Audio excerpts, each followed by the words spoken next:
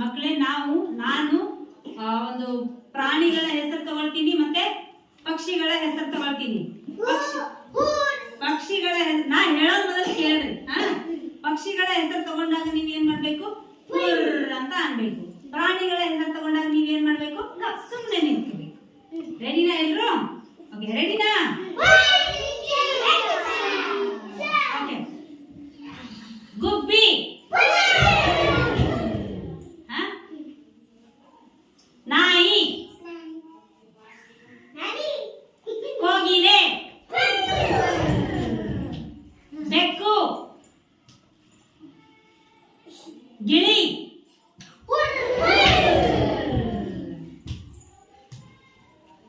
ಕುರಿ, ಕಾಗೆ. Very good. ಮತ್ತೆ ಯಾವ ಪ್ರಾಣಿ ಹೆಸರು ತಗೋಣ?